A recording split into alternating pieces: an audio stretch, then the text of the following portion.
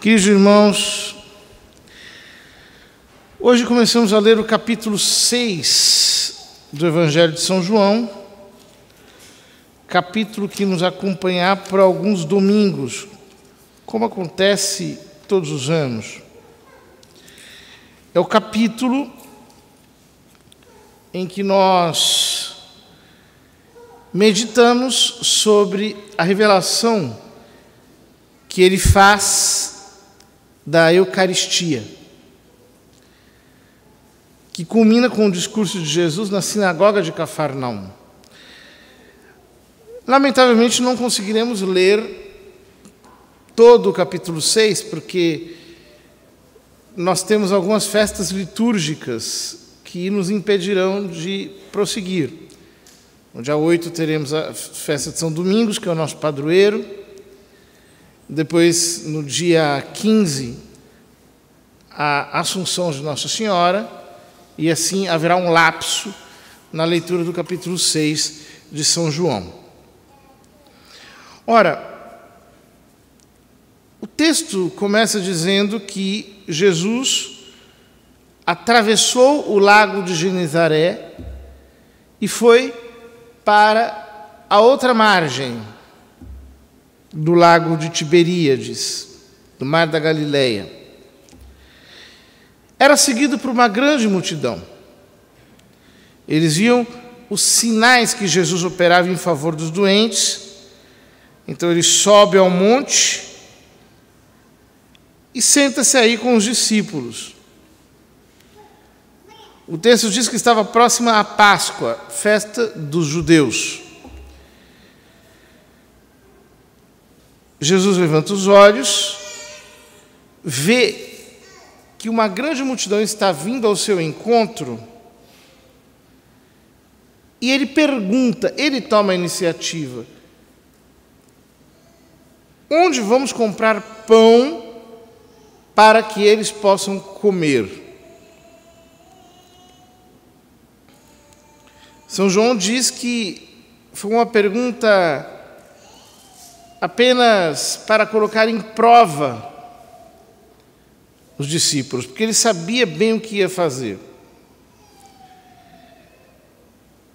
Então, pegam um menino que ali estava, tinha 5 pães de cevada e 2 peixes, e ele começa a multiplicar. O texto não apresenta a palavra multiplicação, mas é o que acontece. Ele vai repartindo o pão, vai repartindo o peixe, e no ato de repartir, os pães e os peixes se tornam mais do que suficientes para toda aquela multidão, a tal ponto que sobraram 12 cestos com os pedaços sobrantes dos 5 pães de cevada e dos 2 peixinhos. Ora, a primeira coisa que nos aparece nesse evangelho é efetivamente a fome que aqueles homens tinham de Cristo, a tal ponto que deixaram de lado a sua fome material. Estavam como que capturados pela visão de Nosso Senhor, pelo ensino de Nosso Senhor. Estavam de tal maneira polarizados por Ele, estavam tão fascinados por Cristo, que se esqueceram das suas necessidades mais básicas. Foi Nosso Senhor que precisou se lembrar disso. Porque mais do que a fome do pão, eles tinham fome de Deus, como Jesus disse ao diabo na primeira tentação: nem só de pão vive o homem, mas de toda palavra da boca de Deus. Então estavam totalmente fascinados por Cristo, de tal modo que não queriam mais sequer pensar nas suas necessidades mais básicas do ponto de vista material. Porque é para isso que existe o Evangelho. Ele existe para nos dar algo que o mundo não pode dar. Jesus diz: minha paz vos dou. Não vou lá dou como o mundo a dá. Por quê? Porque se fosse para recebermos aquilo que o mundo nos pode dar, não teríamos necessidade de vir a Cristo. E é impressionante que o que Jesus faz ao multiplicar os pães e os peixes é algo que transcende completamente os limites da matéria. Ou seja, as realidades espirituais são superiores do que as realidades materiais, porque quanto mais nós multiplicamos as realidades espirituais, quanto mais nós compartilhamos, mais elas crescem. Então, por exemplo, eu estou aqui pregando, a palavra que eu estou dizendo está se multiplicando na alma de vocês. Ela sai da minha boca como uma só, mas ela entra pelos seus ouvidos e desce até o coração de vocês de maneira individualizada e, portanto, multiplicada. Assim são as realidades espirituais. As realidades materiais, não. Se eu como um pedaço de bolo, eu não posso dá-lo para você. Se eu dividir, eu fico com meio pedaço de bolo. E você vai ficar com meio pedaço de bolo. Mas isso não pode acontecer de maneira indeterminada. Então, se eu tiver um bolinho deste tamanho, não vai dar para essa igreja comer, porque é muito pequeno. A matéria, quanto mais dividida, é mais diminuída. As realidades espirituais, quanto mais divididas, mais multiplicadas são. Ora, o que Jesus faz é outorgar à matéria qualidades do Espírito. Então, assim como a palavra se multiplica pela pregação, os pães e os peixes se multiplicam pela partilha de Cristo. Ele vai repartindo e aquilo vai se multiplicando enquanto é dividido. Ou seja, ele confere aos elementos materiais propriedades que são características do Espírito. Que coisa fantástica! Mas as lições não param por aí. Nosso Senhor age desse modo para nos mostrar que Ele é a nossa necessidade mais fundamental. E que nós precisamos olhar para Ele como a resposta de tudo aquilo que nós precisamos. Ou seja, mais do que fome de pão e sede de água, nós temos que ter fome e sede de Cristo e da sua palavra. Fome e sede da intimidade com Ele. Como diz o salmista: sois vós, ó Senhor meu Deus, desde a aurora ansioso vos busco, a minha alma tem sede de vós, minha carne também vos deseja, como terra sedenta, como terra seca, como terra sem água. Eu necessito de vós. Essa sede, esse desejo que precisa existir em nosso coração de Deus. Ora, acontece que justamente é este desejo de Deus que está diminuindo no mundo. Estes dias me mandavam um gráfico muito interessante, dividido por gerações. Era um gráfico sobre a firmeza da fé em Deus. E esse gráfico mostrava mais ou menos o seguinte: a geração que nasceu até 1945 é chamada de Silent Generation, geração silenciosa. Tem esse nome porque foi um período entre as guerras em que ter família era muito difícil. Foi um período de grande opressão, inclusive psicológica. Então o crescimento das famílias foi muito tímido, moderado, por causa do sofrimento daquele período. Depois de 45 a 64, tem os chamados Baby Boomers. Boomer, quer dizer, os que explodem, né? Porque depois da Segunda Guerra houve uma explosão demográfica. De 64 a 81, começa a geração X, depois de 81 a 2000, a geração Y, também chamada de Millennial, e depois de 2000 até agora, a geração Z. Mais ou menos assim que se dividem atualmente as gerações. Então, o gráfico mostrava que Silent Generation e Baby Boomers têm um nível de fé constante. Portanto, um nível de necessidade de Deus que pode diminuir um pouco, mas a curva é muito pouca, é muito pequena.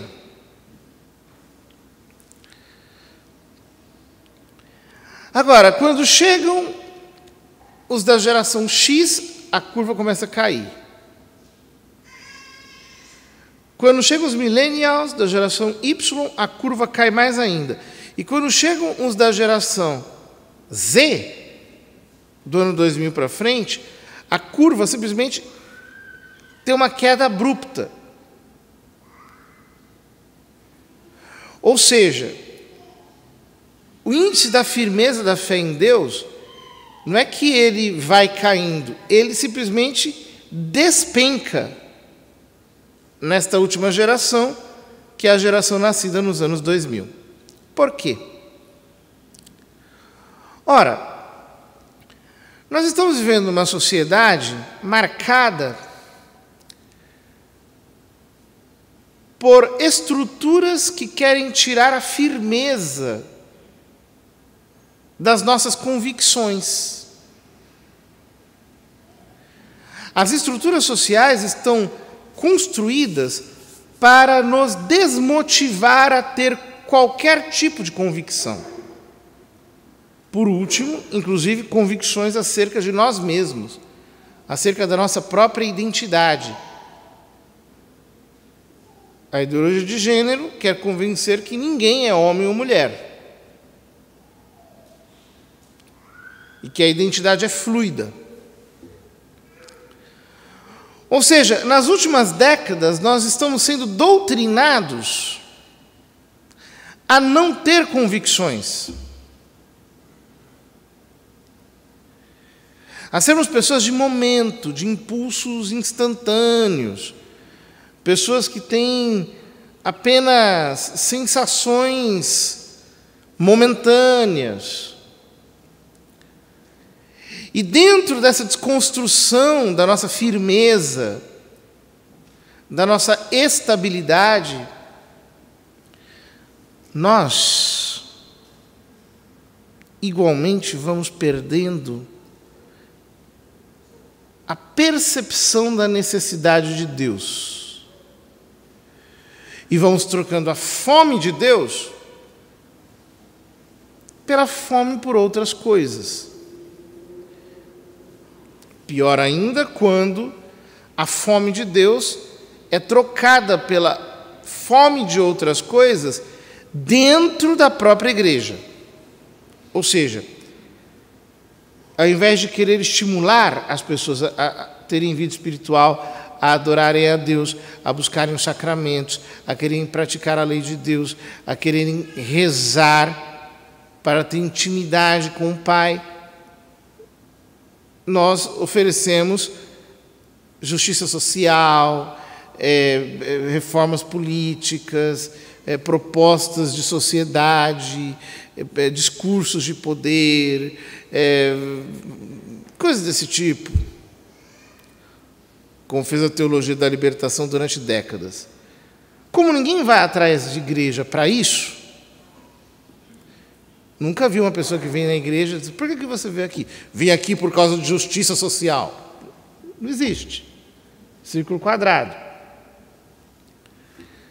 As pessoas vêm por quê? Porque a vida é absurda, o mundo é doido, porque nada tem sentido se não houver Deus.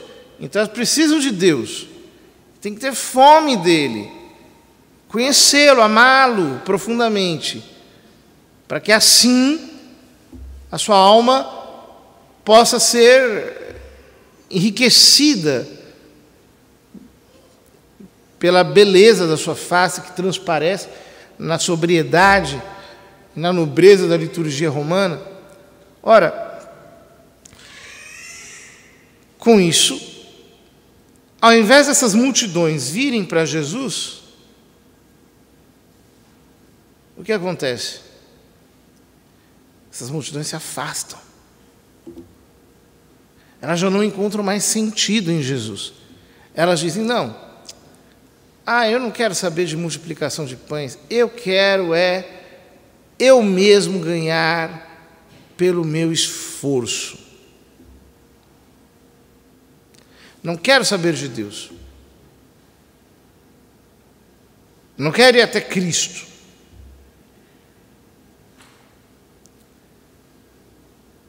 Essas multidões, ao invés de verem Cristo conferindo espiritualidade à matéria, de tal modo que a matéria se multiplica, o que elas veem é o contrário. É um processo de materialização do Espírito. Ou seja, ao invés de falarmos das verdades eternas, nós começamos a falar de todos os problemas temporais. Ao invés de falarmos de Deus e da sua palavra, começamos a falar sobre esgoto, saneamento básico, ecologia, sem terras e sem mais lá o quê. Essas coisas todas que são de ordem temporal. Ou seja, ao invés de conferir à matéria e espiritualidade, nós materializamos o espiritual. E materializando o espiritual, o que acontece? Ao invés de causar multiplicação, nós causamos divisão. Divisão na igreja, divisão na sociedade, divisão nas famílias, divisão por todos os lados. Divisão. As almas se dividem. Elas ficam cada vez mais dispersas. E ao invés de enxergarem Jesus como profeta, o que elas enxergam são todos os pseudo-profetas que prometem coisas maravilhosas aqui, neste mundo. Queridos irmãos, nós precisamos recuperar a fome de Deus, sobretudo nas novas gerações. Isso acontece quando os nossos filhos são muito pequenos. Eu já vi muitas vezes como as gerações mais velhas, às vezes, corrompem as gerações mais novas. Então, por exemplo, os pais são católicos, têm os filhos. Aí os filhos querem brincar com coisas da igreja, estão pegando amor pelas coisas de Deus. Estão pegando amor. Aí os mais velhos dizem: essa criança está muito exagerada. Ela tem que brincar com bola, com não sei o quê, tem que ficar jogando outras coisas. Bota na televisão para ver esses negócios, para ver esses desenhos. Está falando muito de Deus, esse menino vai ficar fanático. Já viram isso, não? Isso acontece. Por quê? Estas gerações já vêm corrompidas. E elas não sabem que o trabalho delas é justamente esse, é de desinstalar Deus do coração das criancinhas, já desde quando elas são muito pequenas.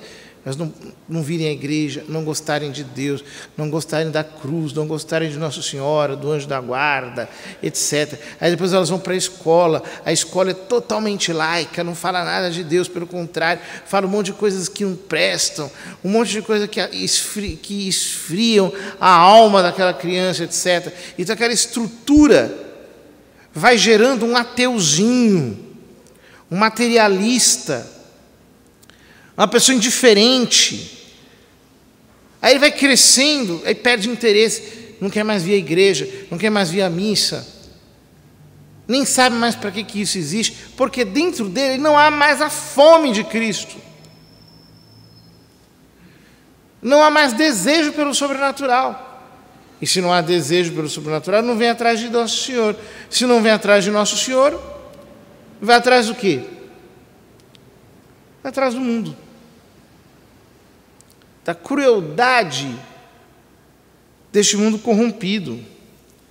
São Paulo diz: aplicai-vos a guardar a unidade do Espírito pelo vínculo da paz. Há um só corpo e um só Espírito, como também é uma só esperança a qual foste chamados. Há um só Senhor, uma só fé, um só batismo, um só Deus e Pai de todos, que reina sobre todos, age por meio de todos e permanece em todos. Ou seja, ou é Ele ou não é nada. Queridos irmãos, precisamos de Deus. E precisamos começar a proteger as nossas crianças, os nossos filhos, e torná-los conscientes desse processo de destruição das suas convicções, para torná-los totalmente instáveis, fluidos, líquidos, a fim de que não creiam em nada, muito menos em Deus. Isso é muito sério. Isso efetivamente está acontecendo. Que Deus nos ajude e que nós possamos, com toda a fome e com toda a sede, render-nos aos pés de Nosso Senhor.